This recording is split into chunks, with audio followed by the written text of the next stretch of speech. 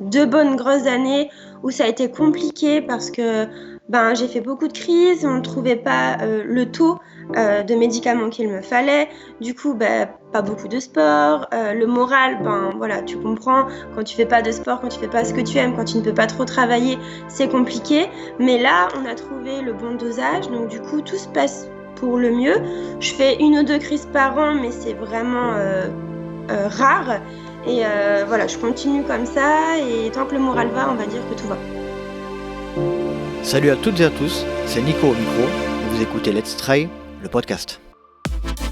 Dans le LTP, j'ai décidé de partir à la rencontre de toutes les personnalités qui constituent notre milieu. Organisateurs de courses, athlètes élites, bénévoles, ou encore coureurs de milieu ou de fin de peloton, je souhaite, par le biais d'un entretien au format long, entrer dans l'intimité de mes invités au travers de leur histoire, de leur motivation et de leurs petits secrets. Mais avant tout, je souhaite faire de ce podcast un projet participatif. Donc pour agrandir la communauté, n'hésitez pas à parler du LTP autour de vous et surtout, et c'est ce qui est le plus important pour moi, courez vite sur la plateforme Apple Podcast pour noter avec 5 étoiles et y laisser un petit commentaire. C'est ce qui m'aide à remonter dans les classements. Et passons maintenant à la présentation de l'invité du jour. Dans cet épisode, je reçois une coach sportive diététicienne champenoise qui habite et exerce son activité à Reims et dans ses alentours. Au travers de son blog intitulé Move It, elle nous prodigue des recettes diététiques et des conseils santé, son leitmotiv étant « L'alimentation change votre poids, l'entraînement sportif change votre corps ». Nous allons parler de son parcours de vie, de son passé de gymnaste et de maître nageur sauveteur, de ses premiers pas de trail, également les bienfaits de se faire du bien, surtout lorsque l'on souffre d'une maladie auto-immune. J'ai donc le plaisir de recevoir au micro du LTP, Charlotte Chausson. Salut Charlotte, comment vas-tu? Je te remercie de nous rejoindre sur le podcast. Salut Nico, ça va très bien, merci. Alors, dans un premier temps Charlotte, et pour ceux qui ne te connaissent pas, on fait comme d'habitude, est-ce que tu peux te présenter en quelques mots pour nos auditeurs s'il te plaît? Alors, pas de souci. Donc, du coup, moi, c'est Charlotte. Je viens de fêter mes 27 ans au mois de septembre. Voilà, c'est simple. Je viens des Ardennes, donc d'une petite ville à côté de Rethel qui s'appelle Barbie, donc dans la Champagne, en plein cœur des champs. Et puis, voilà, pour le moment, je suis maître nageur, diététicienne et coach sportif, du coup. D'accord, très bien. Beaucoup d'activités. Alors, je te sens un peu tendu, mais ça va bien se passer, t'inquiète pas. Ça va aller, je vais me détendre. On va faire un peu, tu sais, quand tu es au LTP, quand il y a une discussion, c'est un peu comme si on était au coin du feu, qu'on venait de faire une grosse sortie de trail, qu'on était fatigué et qu'on était en train de boire une bonne bière, donc ça va bien se passer. J'aurais dû boire la bière avant, peut-être, alors. C'est ça. Est-ce que tu peux commencer par le commencement, Charlotte? Est-ce que tu peux nous parler de ton parcours depuis ton enfance, depuis ton adolescence, l'environnement où tu as grandi, etc.? Alors, pas de souci. Du coup, je suis allée à l'école, comme tout le monde. J'ai 2 parents très sportifs, donc une maman qui a fait beaucoup de natation, un papa prof de gym et maître nageur. Donc voilà, les chiens ne font pas des chats non plus. D'accord. Du coup, Tout s'explique. Voilà, tout s'explique. J'ai été baignée dans le sport assez vite. J'ai jamais arrêté le sport en fait, sauf là il y a 4-5 ans, mais on va en parler plus tard. J'ai toujours fait du sport et j'ai commandé par la gymnastique rythmique du coup. C'était ça D'accord. mon premier sport. Donc voilà, puis après j'ai continué. Petit à petit, j'ai commencé à courir et puis je n'arrête pas du coup. Pour le moment, je cours. D'accord. J'aimerais revenir dans un premier temps sur ton environnement familial, des frères, des sœurs, pour un peu comprendre qui est Charlotte. Oui, alors j'ai un petit frère qui s'appelle Arthur et qui est sourd. Du coup, je D'accord. parle la langue des signes avec lui. Donc, je pense que c'est plutôt un point fort maintenant d'avoir quelqu'un de sourd dans son entourage pour aider les autres, du coup.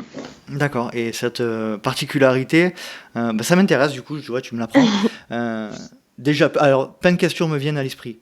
Vas-y. Combien de temps tu as mis pour apprendre le langage des sourds et Ouh muets? là là, ça a été très long du coup parce que en fait tous les étés on faisait des stages, on partait pendant 1 ou 2 semaines dans des régions différentes de France et c'était souvent en Haute-Savoie d'ailleurs et pendant 1 semaine on était en immersion totale avec des entendants et des sourds du coup pour apprendre à parler le langage des signes de façon courante en fait.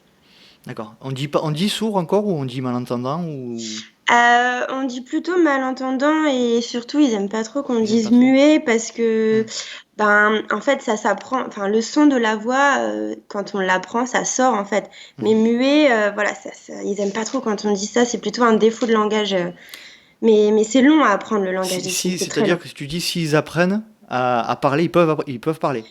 Eh ben, tout à fait. En fait, mon petit frère, tu sais, enfin, tu sais peut-être pas, mais il y a deux types d'appareils. Il y a les appareils que tu glisses comme ça, et il y Mhm. a des implants qui sont Dans le connectés en crâne. fait à l'oreille, voilà, dans le crâne. Donc, moi, mon petit frère, il a été implanté à l'âge de 4 ans, et du coup, avec les orthophonistes, les aides, etc. Maintenant, il parle en fait. Mhm. Alors, c'est pas une conversation comme toi et moi, c'est un peu plus assuré. Mais il y a du son qui sort de sa bouche et on peut tenir une petite conversation. D'accord. Tu es, on va dire, fluente, tu parles couramment le langage des signes depuis quand? Alors, depuis peut-être l'âge de mes 7 8 ans, enfin, Ah oui, c'est depuis vachement tout tôt. le temps en fait. Ouais. Pour Ok. communiquer avec lui, c'était notre seule façon en fait. Il y a une différence d'âge de combien entre vous deux? De 3 ans. 3 ans, d'accord.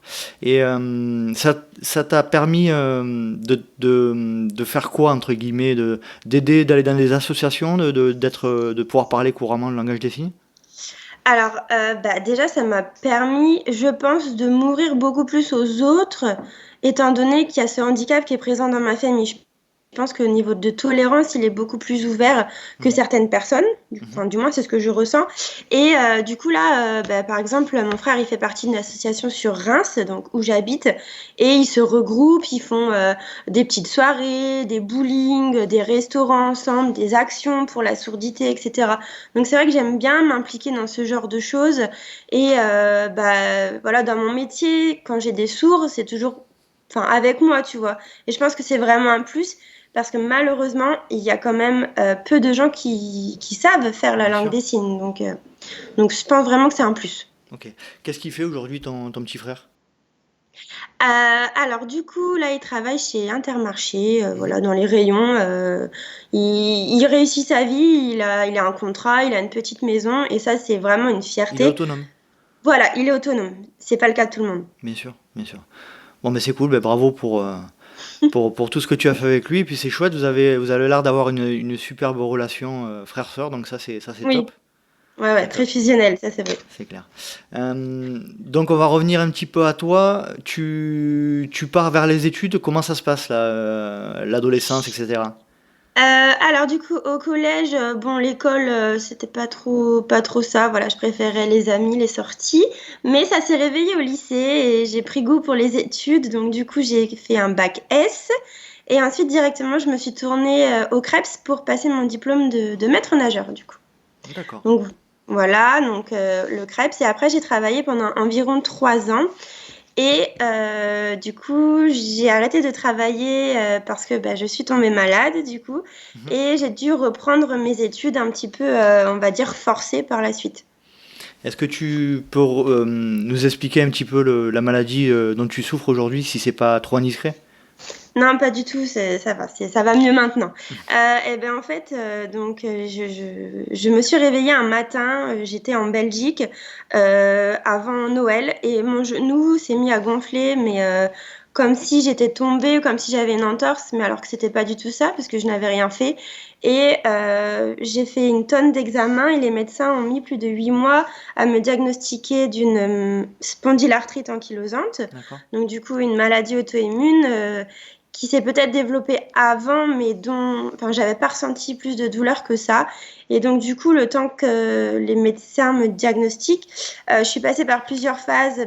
Arrêt maladie, j'étais en béquille, des moments où je ne pouvais plus bouger du tout parce que du coup, ça irradie au niveau de la colonne vertébrale et du bassin. Et donc, du coup, enfin, je me suis demandé qu'est-ce que je vais faire de ma vie. Enfin, c'est un peu un poids qui te tombe sur la tête. Tu comprends pas ce qui se passe. Tu peux plus faire de sport. Marcher devient difficile des fois. Donc, du coup, je me suis dit, bon, c'est tout. J'ai une maladie, mais il faut que je refasse ma vie quand même. Donc, du coup, je me suis demandé ce qui me plaisait, de quoi j'étais passionnée. Et c'est vrai que le sport, l'alimentation, ça a toujours régi un petit peu ma vie. Donc directement, je me suis inscrite au BTS diététique et c'est de là que j'ai repris mes études, 2 ans de BTS. Et aussitôt après, j'ai réenchaîné pour être coach sportif. Donc voilà, j'ai renchaîné tout ça et maintenant je suis diplômée et je travaille. C'est chouette. Pour mieux comprendre je suis désolé de rester un petit peu dessus, hein, ça intéresse certainement les auditeurs. Comment ça se retranscrit cette maladie avec des signes dont tu peux parler? Alors, donc du coup, moi, ça a été vraiment un gros épanchement de synovie au niveau de mon genou. Donc, je me suis faite ponctionner peut-être 3 ou 4 fois, mais le liquide revenait à chaque fois en fait. Donc, forcément, il y avait quelque chose qui ne tournait pas rond.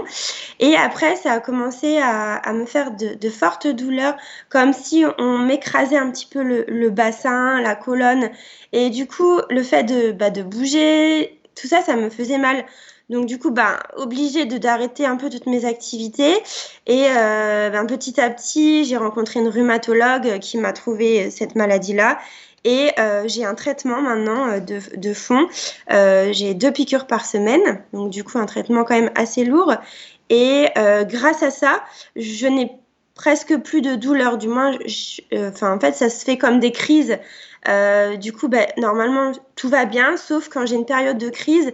Là, je retourne à l'hôpital et on me met des médicaments plus forts directement en intra, en fait. Le traitement au long cours, là, c'est quoi? C'est des injections de quoi en fait? D'anti-inflammatoires, c'est quoi?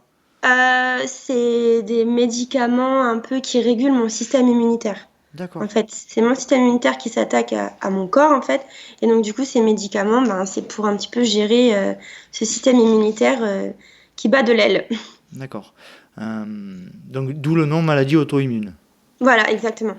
Comment tu te sens aujourd'hui? Comment tu vis avec cette maladie? Aujourd'hui, ça va beaucoup mieux, mais c'est vrai que j'ai eu 2 bonnes grosses années où ça a été compliqué parce que j'ai fait beaucoup de crises, on ne trouvait pas le taux de médicaments qu'il me fallait. Du coup, pas beaucoup de sport. Le moral, voilà, tu comprends, quand tu fais pas de sport, quand tu fais pas ce que tu aimes, quand tu ne peux pas trop travailler, c'est compliqué. Mais là, on a trouvé le bon dosage, donc du coup, tout se passe pour le mieux. Je fais 1 ou 2 crises par an, mais c'est vraiment rare. Et voilà, je continue comme ça. Et tant que le moral va, on va dire que tout va. Tu as passé combien de temps sans savoir ce que c'était? Au moins 8 mois, 8 gros mois. 8 mois. Et c'est cette fameuse rhumatologue, tu peux la citer, hein, Madame Brabant, que j'embrasse, qui m'a sauvée. qui t'a sauvé. Donc c'est elle qui a posé le diagnostic. Ouais. Après 1 semaine, je suis restée 1 semaine à l'hôpital. Ils m'ont fait des examens de partout pour retrouver ça en fait. D'accord.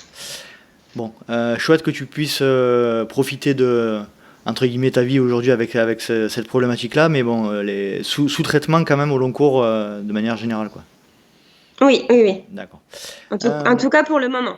Pour le moment. Et il y a des possibilités de ne plus être traité après ou pas? Alors, il paraît que lorsque l'on tombe enceinte, via les hormones, on peut avoir un petit peu des mois ou des années de répit. Donc, écoute, pour l'instant, c'est pas le cas. Donc, quand je le saurai, je vous en tiendrai au courant. D'accord. Juste par curiosité, c'est les hormones, c'est lesquelles qui posent problème? Par rapport au traitement? Par rapport à ta maladie de manière générale, c'est une hormone en particulier ou Non, il n'y a pas d'hormone en particulier. Non, il y c'est un a dérèglement hormonal général?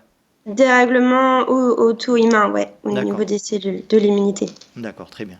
Bon, merci de nous avoir expliqué tout ça en toute transparence. Avec plaisir. Je voudrais que tu nous parles donc de ta formation de diététicienne. Et là, je connais un petit peu, puisque j'ai ma nièce qui a fait la même formation que toi. Donc, je lui passe un bonjour. Je ne pense pas qu'elle écoute le podcast, mais c'est Pauline. Est-ce que tu peux rentrer un petit peu dans le détail de la formation? Donc, tu disais 2 ans, Bac+2, BTS. Ouais, Comment c'est ça, s'est passée 2 la ans. formation? Alors, elle s'est passée très bien. Alors, il faut savoir que moi, où je l'ai passée à Reims, il y avait le choix de faire une prépa en plus pour ceux qui n'avaient pas fait bac S, parce que du coup, il y a quand même des notions de biochimie, SVT, etc.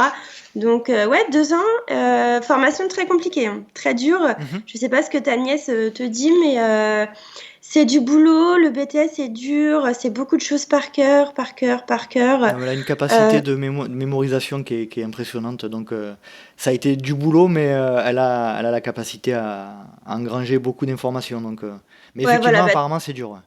tu l'as dit, ouais, tu l'as dit, il faut tout retenir, les chiffres, les analyses. Enfin, c'était vraiment beaucoup de boulot pendant 2 ans et quand tu l'as et quand tu réussis, tu peux te dire que tu es fier de toi quand même. Donc, tu finis cette formation. T'es diplômé, tu te mets tout de suite à la recherche d'un emploi ou tu te mets à ton compte directement? Comment ça se passe? Non, une fois que, enfin, en même temps du coup que j'ai passé mes examens du BTS Diète, j'ai passé mes examens pour rentrer au CREPS pour être coach sportif. Donc du coup, j'ai été prise au CREPS, donc j'ai réenchaîné direct après le BTS le diplôme de coach sportif. Alors ça aussi, c'est pareil. Juste pour revenir, je suis désolé, c'est un peu décousu, mais vu que tu as énormément d'activités, ça va être fourni, mais c'est pas grave. Le terme diététicien, à ne pas confondre, c'est toi qui me l'as rappelé, avec... pardon. J'ai un trou de- Nutritionniste. Avec, pardon. À ne pas confondre avec nutritionniste. Tu peux m'expliquer la différence? Oui, en fait, nutritionniste, c'est un terme qui est réservé plutôt aux docteurs. En fait, ils repassent une formation et du coup, ben, docteur nutritionniste. Mais nous, on se dit diététicienne, nutritionniste. Du coup, les deux vont ensemble parce qu'on a passé un diplôme, donc le BTS ou le DUT. On peut passer les deux, mais du coup, ouais, c'est deux choses nutritionnistes. Que le terme nutritionniste est vraiment réservé Au aux médecin. docteurs normalement. D'accord. Voilà. Très bien, merci pour l'éclaircissement. On revient à ta formation de coach sportif. Là, pareil, c'est des termes avec des lettres BE, P, je sais plus trop quoi. Enfin, est-ce que tu peux nous éclaircir aussi là-dessus?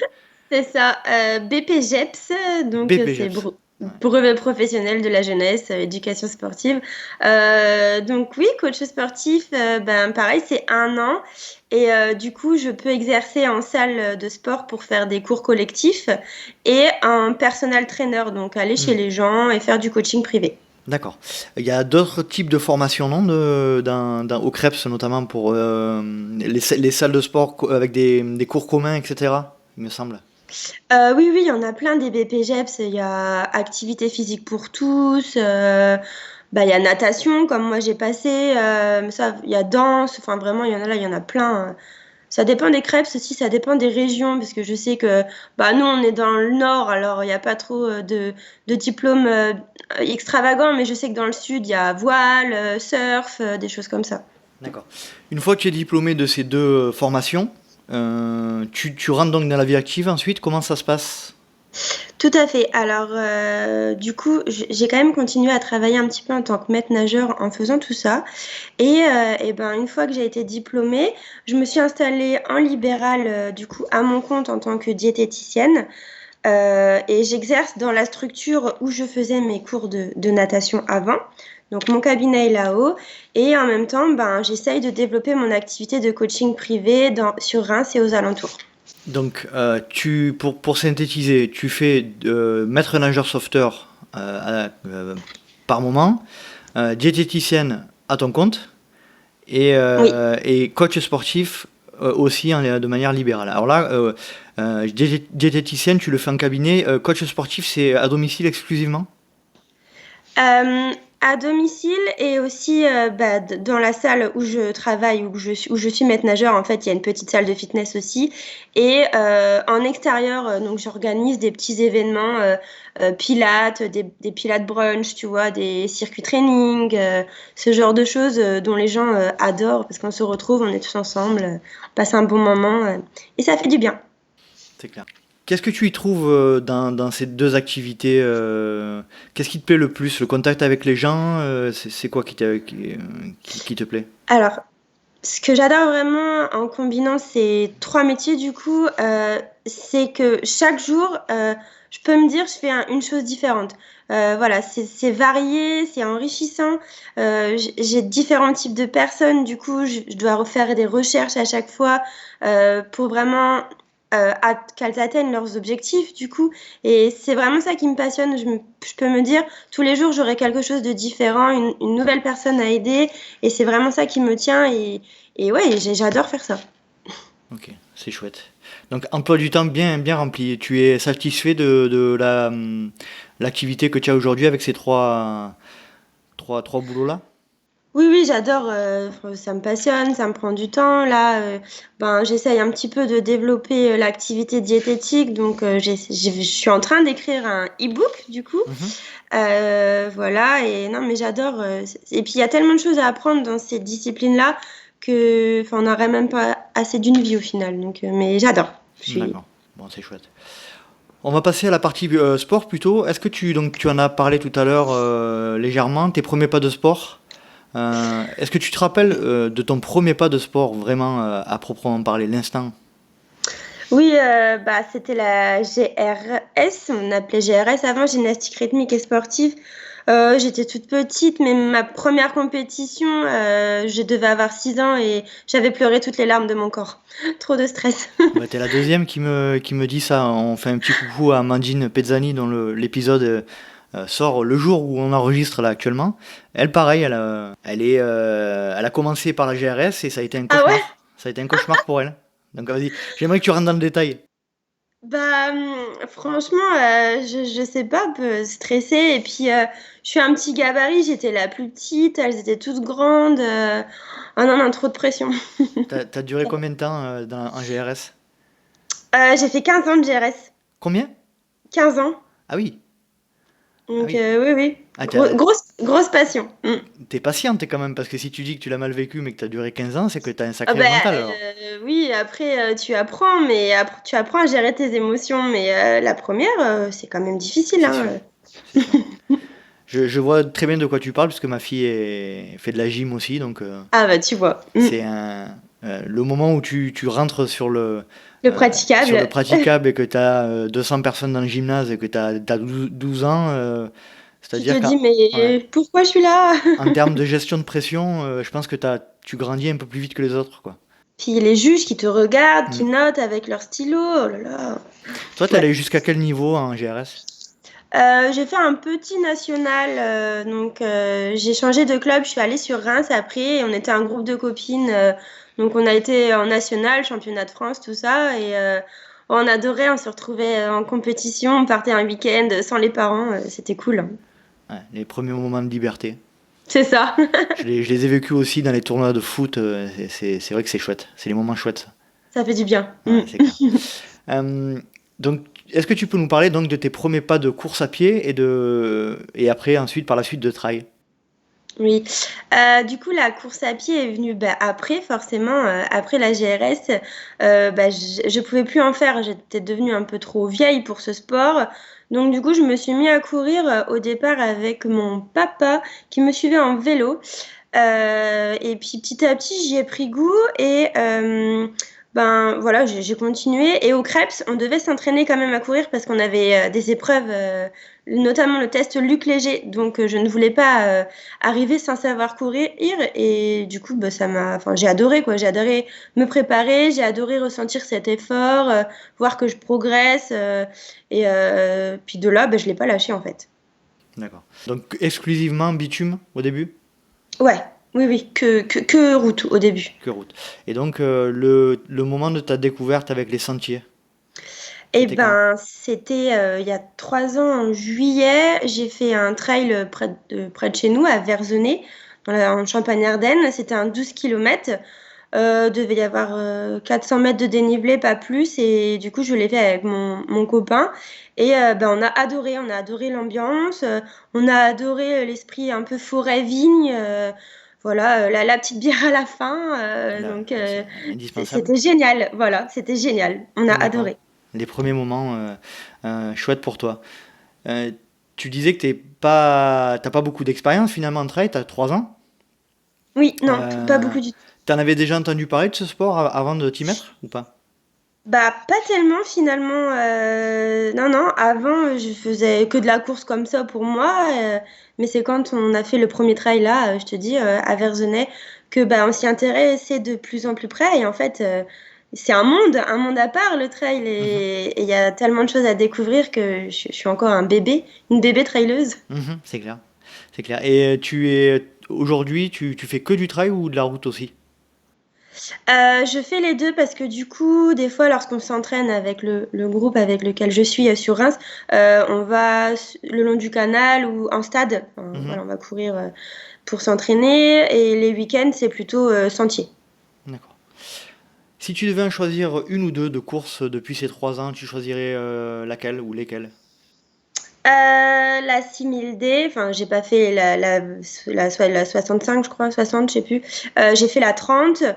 Ouais, celle-là qui m'a marqué. Alors, tu peux nous raconter un petit peu comment ça s'est passé cette course? Oui, alors bah, on était parti avec un groupe d'amis. Donc on prend le départ, je sais plus à quelle heure c'était tôt, vers 6h, 6h30. Et il faisait beau et une demi-heure après, une pluie horrible, mais pluie glaciale. Enfin, t'imagines, tu es là-haut dans les montagnes et je n'ai jamais eu aussi froid de ma vie, franchement. J'étais un glaçon, j'arrivais pas à avancer, je grelottais et mon Dieu que c'était dur. Et quand tu termines cette course, comment tu te sens? C'est quoi la sensation? Eh ben, je me dis que je suis fière et que au final, c'était quand même des sensations de dingue et ouais, fière d'avoir réussi et de pas avoir abandonné parce que j'avais vraiment très très froid. Et je me dis, le corps est incroyable quand même. Là, c'est là que tu te dis qu'on est plein de ressources. C'est clair. J'ai vu récemment que tu avais effectué le GR20 là, alors sur sa totalité. Oui. Donc est-ce que tu peux nous en parler? Avec qui tu étais et comment ça s'est passé? Alors, GR20, donc j'étais partie avec mon copain encore. Alors attends, je te, je, Euh, je te coupe, mais pour ceux qui savent oui. pas, hein, je pense qu'il n'y en a pas beaucoup, mais on va quand même. C'est le GR20, c'est le chemin de randonnée Oui. qui traverse la Corse, qui part de je sais plus où et qui arrive à Calenzana. Conca, Ouais, c'est ça. Calenzana Conca. Calenzana, Conca. Voilà. Je te laisse poursuivre. Ok, du coup, oui, je suis partie avec mon copain. Donc, bah, on a pris nos bivouacs, pas la toile de tente parce qu'on les louait, donc nos sacs de couchage. Et ben, tu pars de Calenzana. En fait, il y a 16 étapes dans le GR.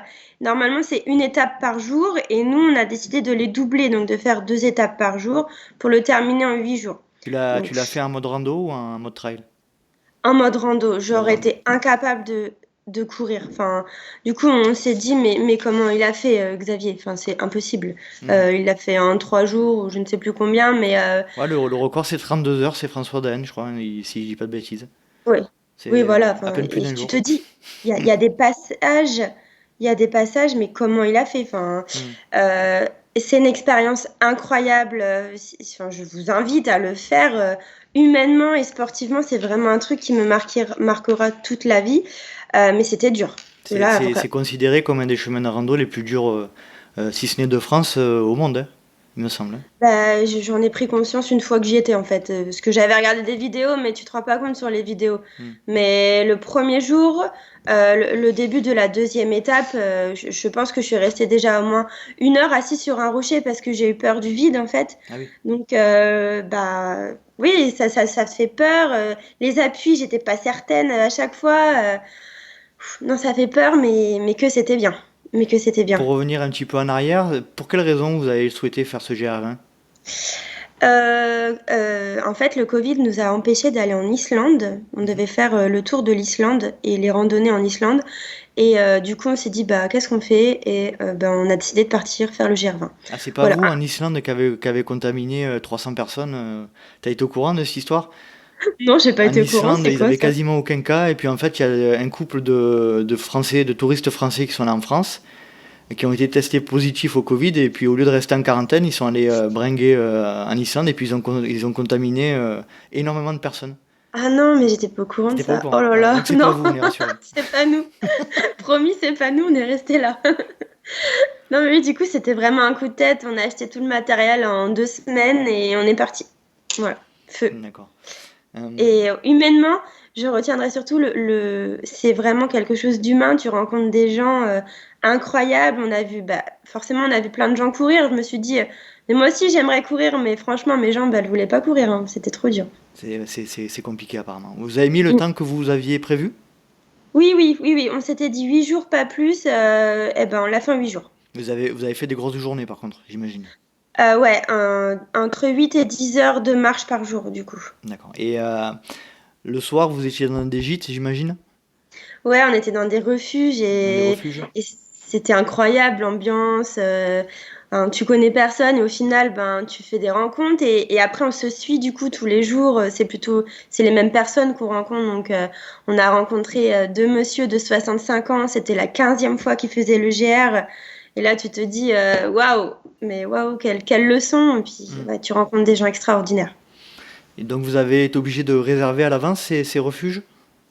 Alors nous, on les avait réservés parce qu'on ne savait pas trop. Et au final, la plupart des gens qu'on a rencontrés n'avaient pas réservé. Donc tu arrives sur le refuge, tu dis que tu veux une tente et le monsieur te donne une tente. Et puis voilà. Donc D'accord. pas besoin de réserver au Pas final. besoin de réserver. Non. D'accord. Non, Très non. bien. J'aimerais que tu parles avec nous, si possible, de ton moment extraordinaire. Alors c'est devenu un running gag dans le Ouais, LTP, mais je suis très j'ai fier de mon jeu de entendu. mots. C'est bien, Voilà, j'adore. voilà. Bon, merci, c'est gentil. Un moment unique lié au trail, pas forcément le plus beau, mais le plus atypique et dont tu te rappelleras toujours. Est-ce que tu as quelque chose? Ouais, ouais, franchement, du coup, c'était sur le trail de la 6000D où j'avais tellement froid. On est arrivé au point culminant de la course et j'avais pas pris de veste ni rien. Et là, il y a un petit monsieur qui me regarde d'un air désespéré et qui me sort un sac poubelle de sa poche et qui me l'enfile, qui fait un trou parce que j'arrive même plus à bouger mes bras. Du coup, je suis repartie avec son sac poubelle et j'ai fini la course avec son sac poubelle et je me suis dit, mais heureusement qu'il était là pour me réchauffer un peu avec son sac poubelle, ce monsieur, parce que je me serais jamais réchauffée. J'étais tellement en sanglots que, voilà. Donc ce monsieur, s'il me regarde et s'il m'écoute, merci pour le sac poubelle. Et des fois, le sac poubelle, ça peut changer la vie. Ah ouais, bah là, c'est le cas. Ton plus beau souvenir de trail? Je pense que c'était à Annecy quand j'ai fait la Femina Race. Euh, j'avais fait une crise un mois avant, donc j'étais pas sûre de prendre le départ. Et je l'ai pris, je l'ai terminé bien, en forme, avec une plutôt bonne place en plus, bon, en tout cas à mon petit niveau.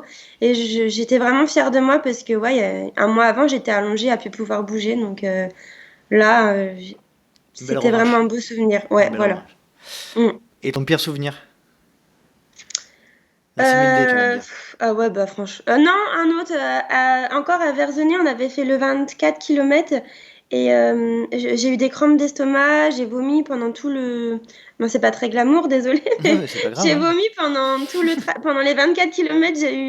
J'avais envie de vomir, j'ai vomi et bah c'était horrible en fait. Quand t'as des douleurs d'estomac comme ça, d'intestin. Bon, je l'ai fini, mais du coup, j'étais pas très belle quoi à l'arrivée. Ouais, tu m'étonnes, tu m'étonnes. J'aimerais revenir sur ton activité professionnelle, mais cette fois-ci en le liant à la pratique du trail running. Alors j'ai vu, il me semble, sur les réseaux sociaux que tu pratiquais quand même beaucoup de fitness aussi, ou de Oui, crossfit, Est-ce que tu peux CrossFit, nous ouais. expliquer un petit peu ton organisation d'entraînement pour une semaine type pour toi? Alors, une semaine type, du coup, ça va être 3 sorties run, trail. Souvent, je vais m'entraîner le samedi avec les copains, du coup. Le dimanche, je fais une sortie nature, libre. Après, j'essaye d'y aller une autre fois dans la semaine, souvent le mercredi. Et après, je complète avec le CrossFit, du coup. 2 fois par semaine. D'accord, ouais, des semaines bien chargées, quoi. Ouais, Et ouais, ouais. je t'ai pas posé la question, mais au niveau des courses trail, tu te limites à 30 km, c'est ça à peu près? Tu n'es jamais allé au-dessus, au marathon? Ben, non, on avait pour projet de faire le Maratrail aux passerelles, Mhm. mais bon, Covid, du Covid coup, oblige. annulé. Ouais, et mais si, j'aimerais bien aller plus loin sur les distances et aller ouais, jusqu'au marathon, quoi. Mais j'espère que les courses vont pas toutes s'annuler, du coup, Mhm. vont se réannuler. C'est clair. Je te disais que je voulais lier un peu ton activité professionnelle avec le trail. Quand tu fais des séances, déjà premièrement, est-ce que tu coaches des trails ou pas du tout? Des trailers ou pas du tout? Pas du tout. Non, non, Pour être coach privé de trailer, il faut suivre une formation particulière ou pas du tout? Oui, je pense qu'il faut avoir quelque chose dans l'athlétisme. Mhm. Et puis, je me sens pas légitime du tout d'encadrer des trailers. J'ai pas le niveau, j'ai pas les connaissances pour, c'est spécifique. Non, non. Et on va parler d'abord du coaching. Qu'est-ce que ça t'apporte, les connaissances que tu as en termes de coaching dans ta pratique du trail? Qu'est-ce que tu pourrais ressortir? Ben, pour moi, personnellement, je sais quand même où sont mes limites. Donc ça, je pense que c'est quand même important. Et du coup, au niveau diète, ben, je me fais ma propre diète. Donc ça, forcément, ça m'aide aussi. Et moi, je suis très calée au niveau stretching. Voilà, c'est ma passion. Enfin, j'adore tout ce qui est stretching. Mhm. Donc ça, je pense que du coup, ça m'aide quand même beaucoup pour la récupération, surtout par rapport à la maladie. Du coup, Mhm. pour éviter les petites crises. Je fais beaucoup de stretching, ouais. Beaucoup, tous les jours. Pas tous les jours, mais tous les 2 jours au moins, ouais. Et tu t'étires avant un exercice, avant un entraînement ou pas du tout? Ou tu attends d'être à Euh, froid? j- J'attends d'être à froid, ouais, ouais, ouais. D'accord. Jamais après une séance, Hmm. toujours ouais, au moins 6 heures après. Ouais, c'est ce que je fais aussi. Je fais un peu de C'est stretching vrai? aussi, ouais, c'est ce que je fais. Ouais. Et puis donc tu disais par rapport à ta profession de diététicienne, qu'est-ce qui t'aide le plus en ayant cette formation? Tu sais donc du coup forcément quoi manger, quoi boire et à quel moment? On va dire que au niveau de mes macronutriments, je sais ce qu'il me faut. Je sais dans ce quoi j'ai besoin en fait pour courir, l'énergie que j'ai besoin pour courir, ce que je digère moins bien. Et ça, je pense vraiment que ça m'aide pour les courses, en tout cas. Je peux pas, je sais que je peux pas manger n'importe quoi, sinon j'ai mal au ventre. Bon, ou mis à part si je suis malade, mais ça, pour le coup, au niveau de l'alimentation, je sais que je peux me gérer en tout cas. Mhm. D'accord. Si on parle de coaching dans le trail, c'est quoi de ton point de vue le conseil le plus important à suivre pour toi? Que tout est possible. Tout est possible, tout est réalisable. Faut juste s'en donner la peine. Mais si on a un objectif et qu'on veut vraiment réussir cet objectif, voilà, il faut être déterminé. On va jusqu'au bout des entraînements et vraiment tout est possible. J'en suis Alors là, convaincue. c'est plutôt un conseil mindset, mais plutôt Ah, physique. tu Tu voulais sortirais physique? quoi? Ouais, plutôt. Euh, D'essayer de ne pas trop louper les entraînements. Non, mais en vrai, Ouais, non, mais c'est un euh, vrai conseil. non, non, mais je me rends compte que dès que j'arrête pendant une semaine ou 2 semaines, c'est dur. C'est dur de Et reprendre derrière. c'est un Donc, sport ingrat, hein. oui, ah oui, mais Très vraiment. très ingrat. Donc, ne pas louper d'entraînement. Qu'est-ce que tu donnerais comme unique conseil en rapport avec la diététique et le trail? Je pense que la diététique est vraiment un atout pour performer en running ou en trail. Parce que du coup, si on connaît nos besoins en énergétiques, nos besoins en macronutriments, protéines, lipides, glucides, et qu'on peut adapter cette diététique par rapport à nos besoins énergétiques, forcément la performance sera là. Donc ça, je pense que c'est important de les connaître et de se rapprocher d'un professionnel et pas de prendre un plan alimentaire, tu sais, comme Mhm. il y en a sur Internet qui sont tout faits en fait. Mais vraiment de savoir ce qui nous correspond, de ce dont on a besoin pour faire fonctionner le corps par rapport à nos dépenses. Et du coup, je pense vraiment que c'est un atout pour augmenter les performances. D'accord. Ok, on arrive tranquillement du coup à la fin de notre discussion. Est-ce que tu as un dernier message à faire passer? Bah, continuez de courir et voilà, prenez du plaisir, c'est le plus important. Bon, ben, c'est cool. Où est-ce qu'on peut te suivre sur les réseaux sociaux, sur Internet? Alors, je suis sur Instagram, donc Moovit, et puis j'ai ma page Facebook aussi sur Moovit, et mon site internet Moovit aussi. Alors, Movit, je précise, M-O-V, plus loin, E-A-T. EAT. Ouais, c'est Voilà, ça, voilà. très bien. Bon, ben Charlotte, on va passer maintenant à l'événement tant attendu. Les questions rapides, des réponses courtes et pas d'arguments. Ok. Plat favori après la course. Pâte. Boisson favorite après la course. Hmm, Perrier. Perrier. Ah ouais. Ouais.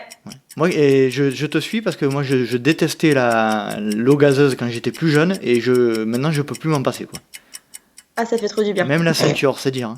Alors que la ceinture, il y a oui. plein de gens qui l'aiment pas. Mais il faut tu me confirmes, il faut quand même avec précaution la ceinture parce qu'elle est beaucoup salée, me semble-t-il. Avec précaution, mais c'est vrai que post-effort, ça fait du bien pour la récupération. C'est clair. Tu es plutôt gel, bar, les deux ou aucun des deux? Bar. Fait maison ou industriel? Fait maison. Tu es plutôt grosse rafale de vent ou grosse averse de pluie? Vent. Vent, sans hésiter. Tu es plutôt racine ou verglas? Racine. Tu préfères courir de nuit ou de jour? De jour. L'hiver ou l'été? L'été. Le matin, le midi ou le soir? Le matin, sans hésiter. Ah, question piège, attention à ce que tu vas répondre. Tu es plutôt podcast, musique ou rien du tout? Podcast. Voilà, la team podcast, on est là. Tu préfères courir seul ou accompagné? Accompagné. Et la dernière question, un sacré dilemme pour toi. Alors, tu préfères le coaching sportif, la diététique ou maître nageur sauveteur? Le coaching. Le coaching. Bon, ouais. C'est cool. Quand même. Le contact humain. Ouais, le contact humain. Avant tout. Bon, c'est avant cool. tout.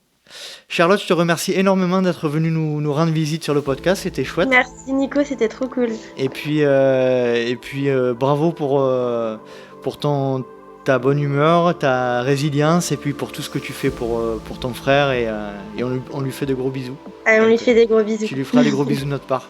Ça marche, je les transmets. Merci Nico en tout cas. Merci à toi Charlotte et je te souhaite une bonne soirée. Bonne soirée. Salut. Et voilà, cet épisode est à présent terminé.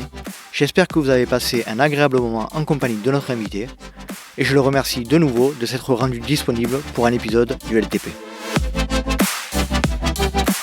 Si vous souhaitez rejoindre la communauté du LTP, rien de plus simple, rendez-vous sur Instagram à Let's Try le podcast, sur Facebook à Let's Try, sur YouTube à Let's Try, ou alors je vous laisse taper Let's Try le podcast sur les moteurs de recherche et vous tomberez sur mon site internet.